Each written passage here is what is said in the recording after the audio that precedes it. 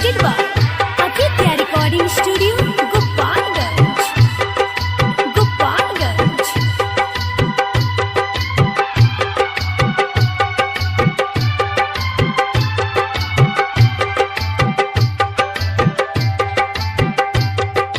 छोड़ दे हब पियल तो मुश्किल होई जियल हो। छोड़ दे हब पियल तो मुश्किल होई जियल हो। दिल से जे के चाहनी उहे खुशी छीन लीहल हो। ई गम हा सनम के दीहला हो, दीहला हो, दीहला हो। ई गम हा सनम के दीहला हो, दीहला हो, दीहला हो। छोड़ दे हब पियल तो मुश्किल होई जियल हो। छोड़ दे हब पियल तो मुश्किल होई जियल हो।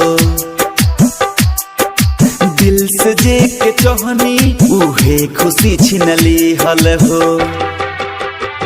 ई गम हा सनम के दीहला हो, दीहला हो, दीहला हो। ई गम हा सनम के दीहला हो, दीहला हो, दीहला हो।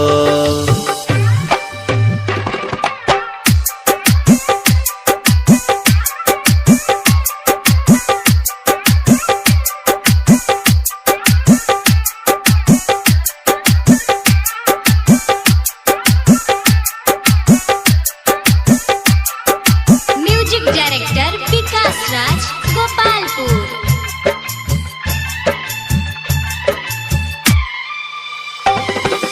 DJ Vikas Mujaffarpur.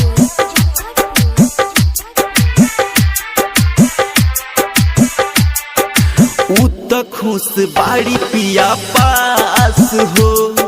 हम जी बनी जिंदा लाश हो। उ त खुश बाड़ी पिया पास हो। हम जी बनी जिंदा लाश हो। प्यार नया इलौन करास हो। दिल में छुरी मरली बन के खास हो। फाटल करे जवा के भइल कठिन सियल हो। दिल से जे के चाहनी उहे खुशी छीन लीहल हो। ई गम हा सनम के दीहला हो, दीहला हो, दीहला हो। ई गम हा सनम के दीहला हो, दीहला हो, दीहला हो।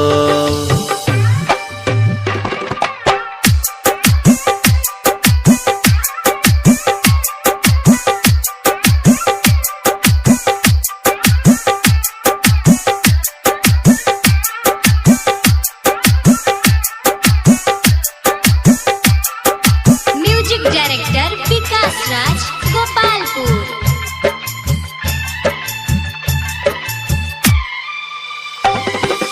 DJ Vikas Mujaffarpur.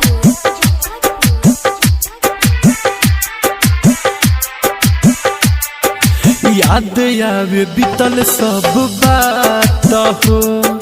पीह बिस्की रम सारी रात हो।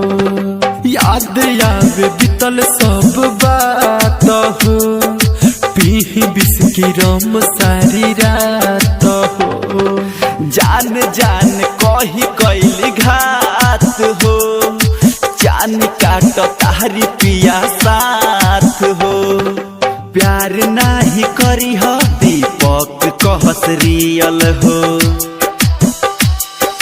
प्यार नहीं करी हो अनिल कहस रियल हो। ई गम हा सनम के दीहला हो, दीहला हो, दीहला हो। ई गम हो सनम के दीहला हो, दीहला हो, दीहला लिहल हो।